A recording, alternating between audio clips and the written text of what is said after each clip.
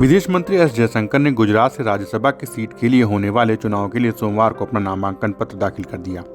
वहीं तृणमूल कांग्रेस ने पश्चिम बंगाल से राज्यसभा की 6 सीटों के लिए इस महीने होने वाले चुनाव के लिए सोमवार को अपने उम्मीदवारों की घोषणा कर दी।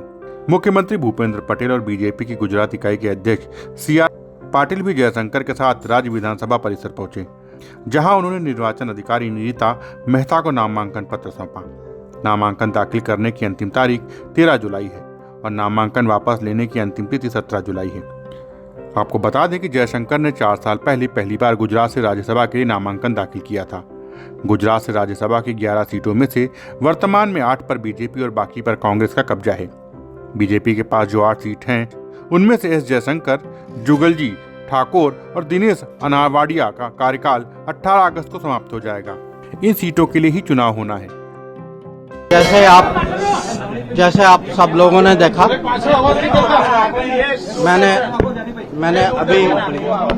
मैंने अभी फॉर्म भरा है कि गुजरात की ओर से राज्यसभा में प्रतिनिधित्व के कारण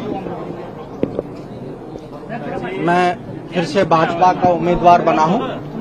और मैं सबसे पहले तो अपना आभार प्रकट करना चाहूंगा प्रधानमंत्री जी को और भाजपा के नेतृत्व को और गुजरात की जनता को और गुजरात की विधायकों की उनकी आशीर्वाद से मुझे एक बार और राज्यसभा में गुजरात के प्रतिनिधि बनने का एक अवसर और मिलेगा।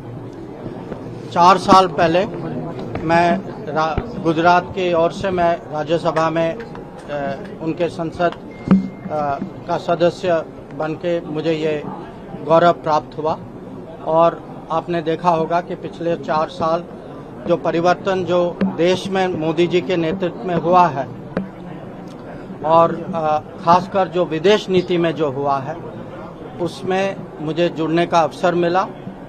मुझे आशा है, अपेक्षा है कि आगे भी जो देश में जो प्रगति जो होगी, जो मोदी जी के नेतृत्व में जो प्रगति होगी, उसमें कुछ मेरी ओर से कुछ योगदान भी हो, वो भी मैं चाहूँगा।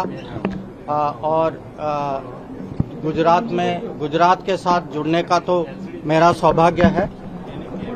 मैं यह भी कहूँगा कि मैंने पिछले 4 साल में बहुत कुछ सीखा है गुजरात से, और गुजरात को एक किस्म से हम मॉडल स्टेट मानते हैं।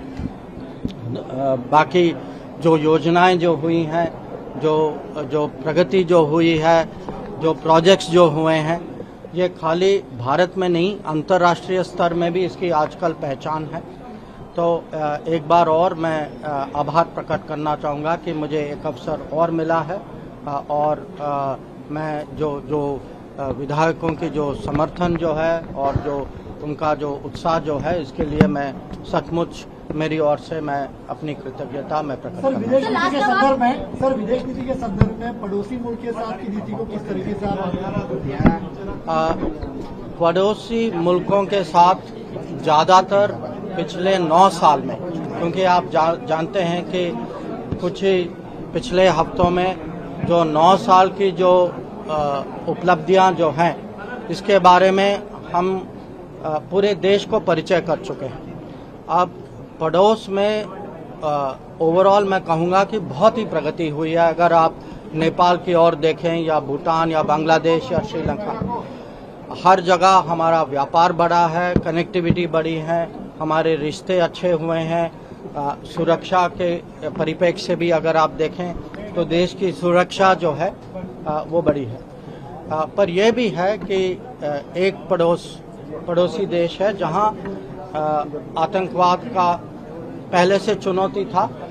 उस चुनौती को हम बड़ी दृढ़ता से उसका मुकाबला कर रहे हैं। और मुझे विश्वास है कि मोदी सरकार जो है देश को हर समय सुरक्षित रख पाएगी। और जो ओवरऑल मैं कहूँगा कि पड़ोस में काफ़ी सुधार आई। Bureau report, Dastak times. ताज़ा तरीन खबरों के लिए सब्सक्राइब करना ना भूलें दस्तक टाइम्स। बेल आइकन दबाकर पाएं देश विदेश की लेटेस्ट खबरों की नोटिफिकेशन।